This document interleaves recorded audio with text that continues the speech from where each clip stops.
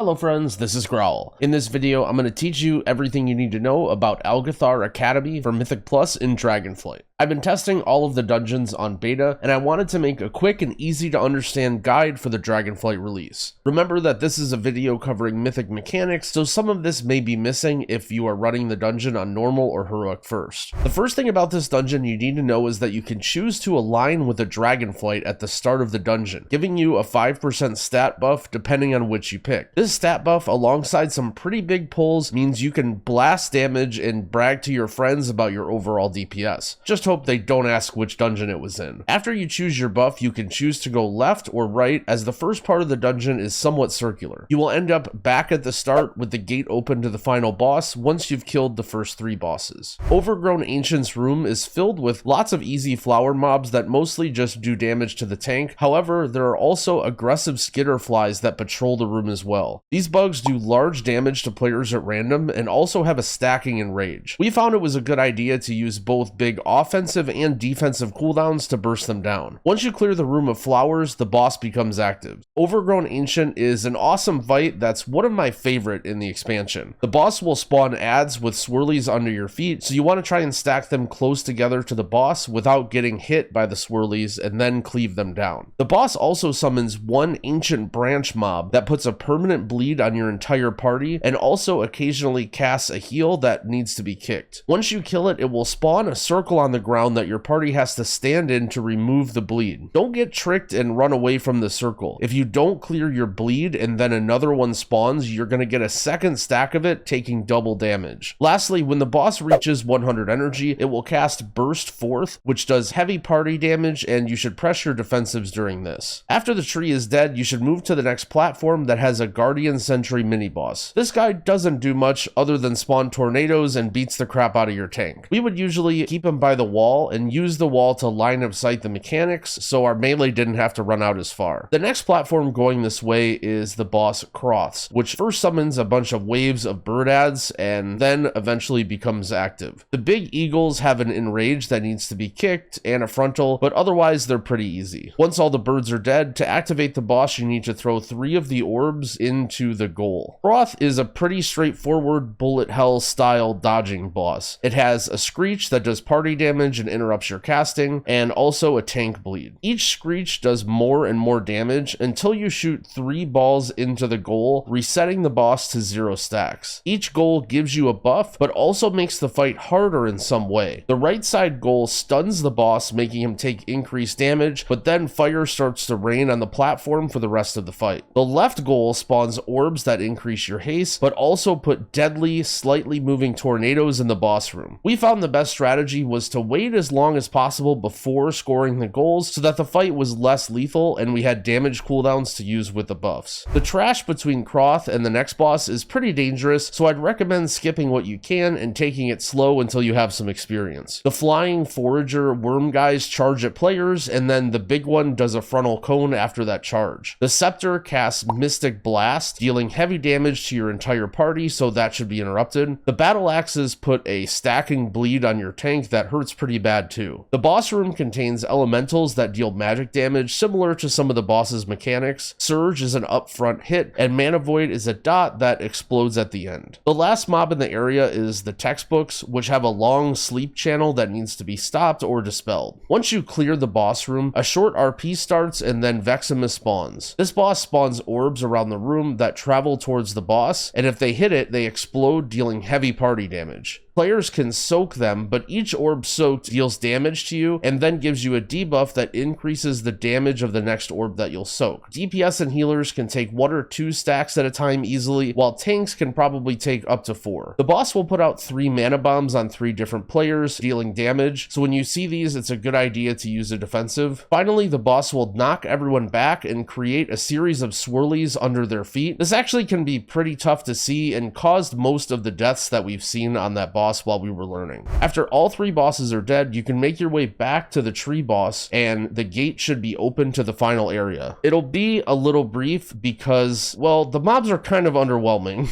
I expect them to add maybe more mechanics or buff up these mobs or make them stronger in some way. On the beta, we were just doing a giant pull with like 25% of the mobs in the dungeon all the way up to the top. There are some mobs that spin around doing a whirlwind, so try and stay away from those. Other caster mobs put out astral bombs. These bombs are debuffs that blow up after a short period, but they also deal damage to the enemies, so dragging the bombs on top of the packs makes them die even quicker, and once you make work of those, you could move on to the final boss. This boss is a bit underwhelming as well for a last boss, and again, it's possible that this fight gets retuned before the launch. Echo of Dorogosa has several avoidable and non-avoidable magic abilities, most of which are easily telegraphed, like missiles that target players and a frontal cone in a big circle. Whenever you are hit by an ability, you're going to gain a stack of overwhelming power alongside taking damage. This actually gives you a 5% damage increase per stack. However, once you reach 4 stacks, you lose them all and it creates a portal on the ground. Each portal shoots out orbs in every direction, and these orbs also deal damage and cause stacks. This means that the fight can go downhill quickly if people are getting hit by lots of stuff. However, the boss attacks are generally slow and predictable enough that there shouldn't be too many of these portals lying around. We found a good strategy was to get everyone to 2 stacks or so early just for that big damage boost, but after that, play pretty conservative so that you don't fill up the room with too many portals. Just DPS the boss down and then you win. That covers my quick rundown of Algeth'ar Academy for Dragonflight. I hope it was helpful. If you think there's anything important that I missed, or if you just wanted to know if the bear in the video streams, be sure to leave a comment down below. Thanks for watching and happy keying, friends.